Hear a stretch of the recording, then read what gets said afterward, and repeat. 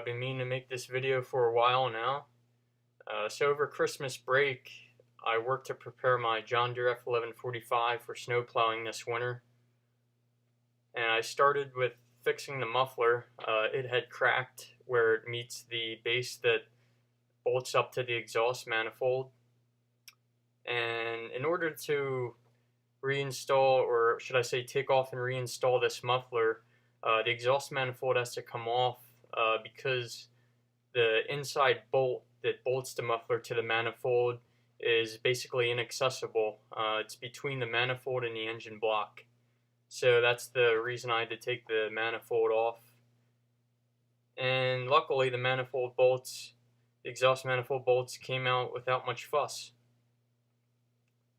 So since I don't own a welder, I had my friend with a small fabrication business weld it for me, and he did an excellent job.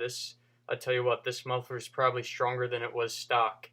And I believe the weakest point of this muffler is down near where it connects to that mounting plate on the exhaust manifold, as you'll see here in the next couple pictures. But yeah, he really did excellent work. I'm really impressed with that. The welds came out excellent. So I painted it up, made it look pretty, and then it was back to the reinstallation of it. And the reinstallation of it's pretty straightforward. I had to unbolt and remove the alternator because the bottom mounting bracket on the tailpipe bolts up right on the bottom stud that the alternator also mounts to. And also I had to remove the rear belt cover to access that stud. And on this machine there's two belts. There's a front belt that is the fan belt, and the rear belt runs the alternator and water pump. And I've replaced the rear belt before, but the front belt's probably going to be the next one I'm going to have to address on it. It's looking a little bit worn, and I want to get to it before it breaks on me, and you know, that usually always happens at the worst possible time.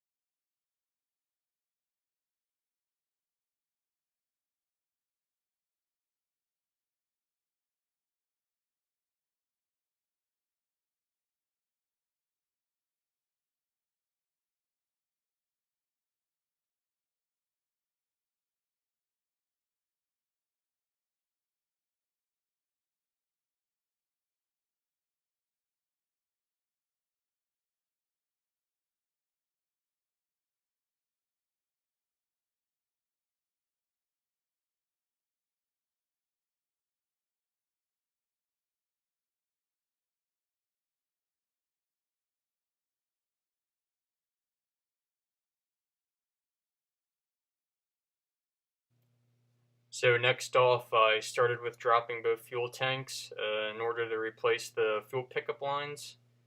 And the trouble I've been having with this machine is that I would get through about 3/4 of the tank and I wouldn't be able to have it suck up all the fuel. So that led me to believe that the pickup lines had disintegrated or fallen off. And it was pretty frustrating because my fuel gauge on it wasn't too accurate, and I'd be out mowing and I'd start running out of fuel and take off the cap and look in the tank, and there's still about a quarter tank left. So this was frustrating, and I decided now was the best time to address it before I go plowing with it. So I started with removing the right hand tank first, or the right side tank. And honestly, the hardest part with removing both tanks was loosening the inner bolts that hold that cover plate on the front. Those bolts bolt that plate up to the top of the frame rail, and on the right side they're pretty hard to access because they're under the hydraulic valve, under the control panel. And on the left side, I had to remove the air filter housing or canister in order to access them. They were pretty far up in there. I also took the opportunity to clean out all the gunk and buildup that was trapped behind the tanks. I don't think these tanks have ever been off this machine, and it was pretty evident by the buildup back there.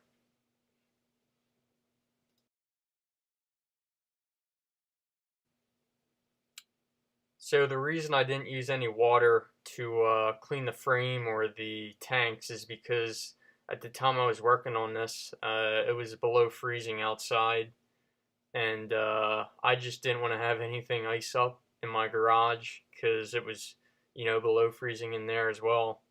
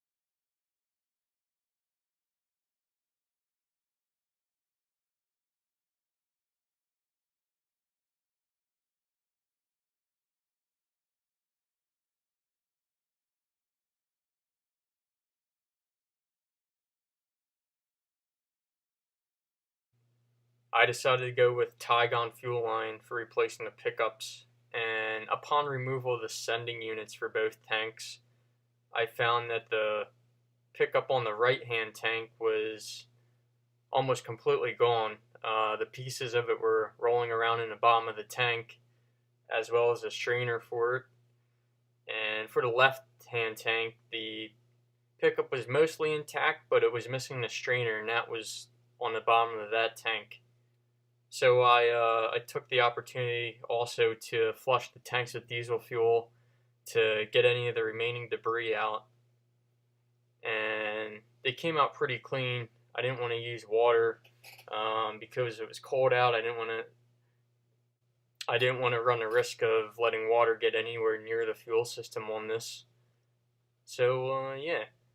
And in case you were wondering, this machine has a mechanical fuel pump, and it has two lines, a return and a feed, that go to the selector valve, so you can select between each tank. and it's a fairly simple setup. There's not much to it, and it works quite well.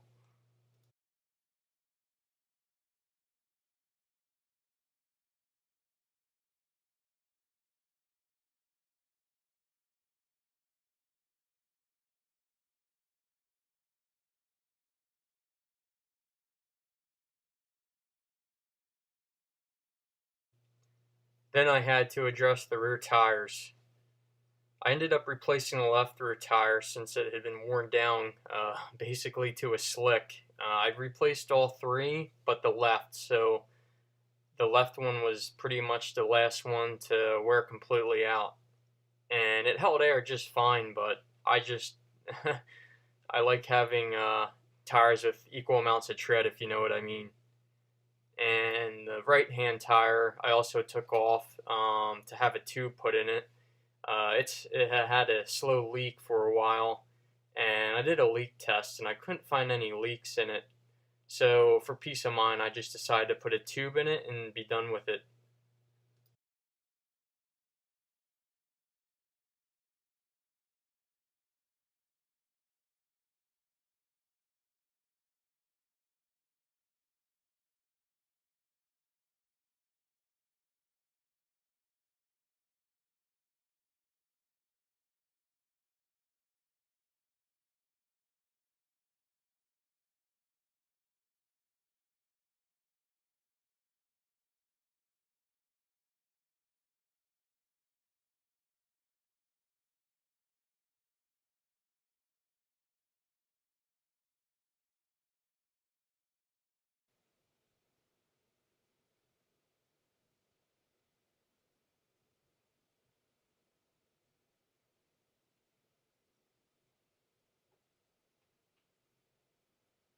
So the left hand side tire hadn't been off in a while by the looks of it, and let's just say it took some persuasion to get that bad boy off of there. But I eventually got it off. The right side tire was replaced in the fall of 2016, so I'd had that off there not too long ago. So it didn't put up too much of a fight.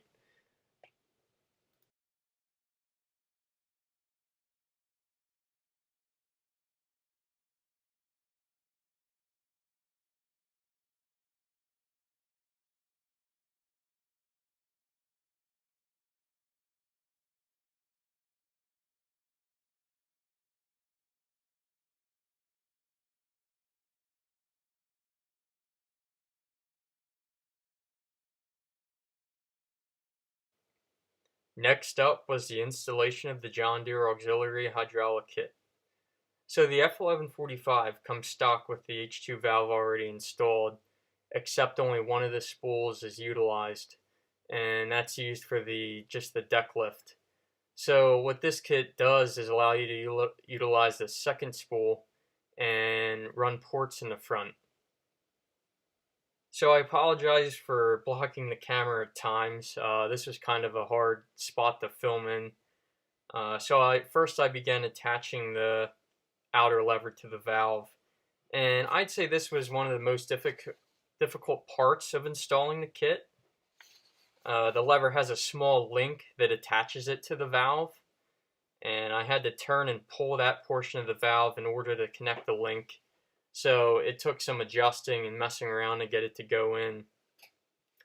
And then both levers pivot on a bolt, and the kit came with a new bolt that was longer than the stock one, since the second lever sticks out farther. And that took some alignment and adjusting. It didn't happen in the first shot, but I eventually got it screwed in there.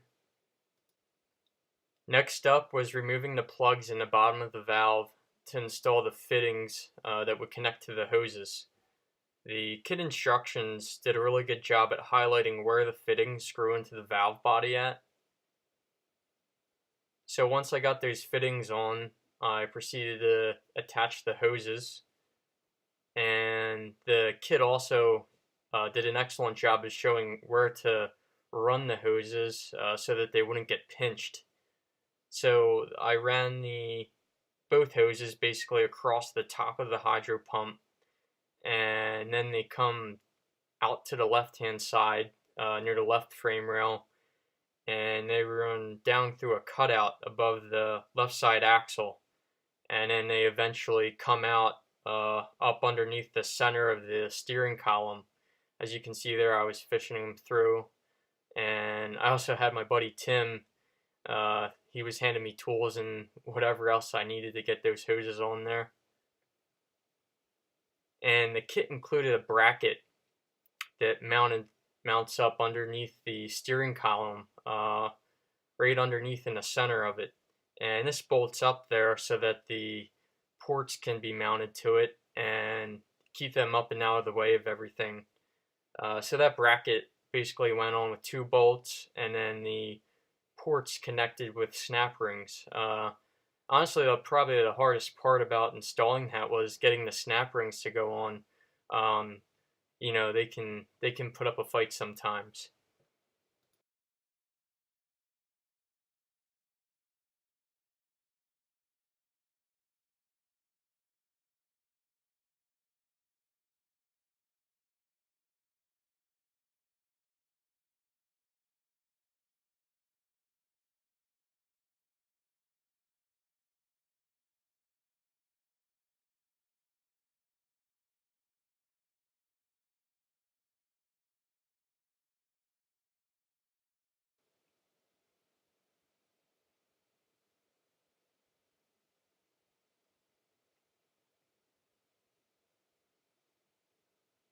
The kit was also nice to include the dust caps that protect the ports.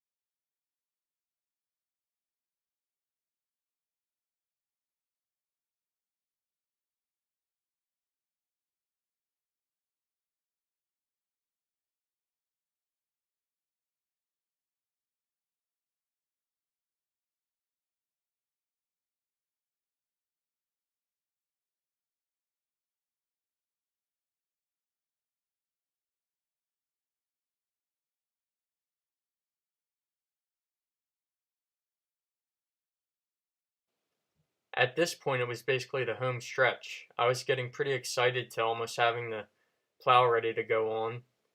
I had to remove both mower deck mounting arms and as well as the back half of the PTO shaft.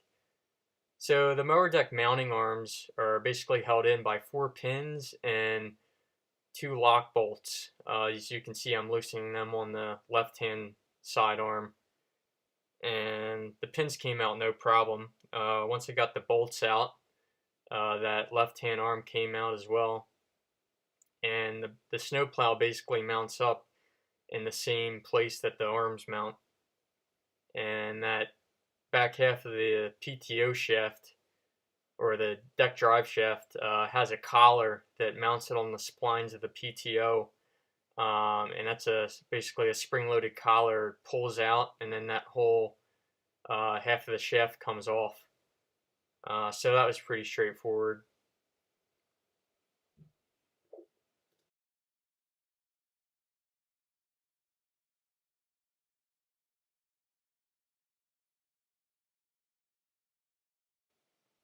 And then came time to attach the plow.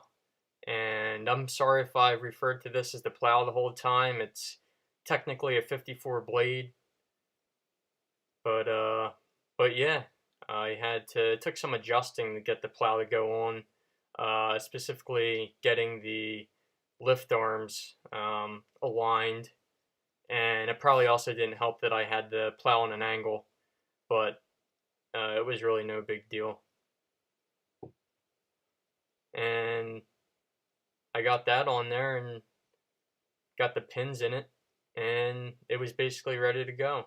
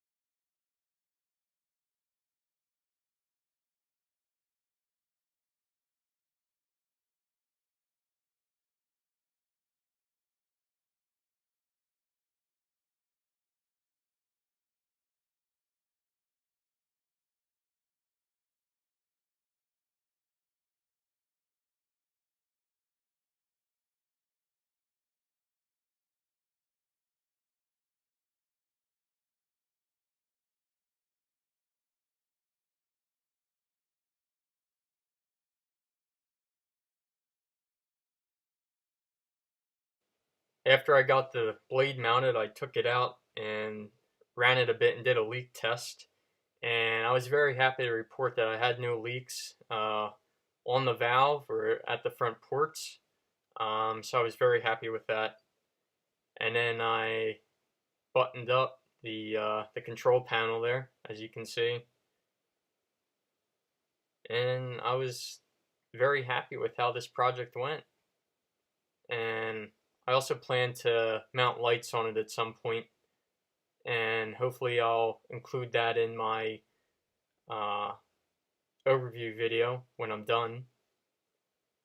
So thanks for watching, and please enjoy the rest of the video.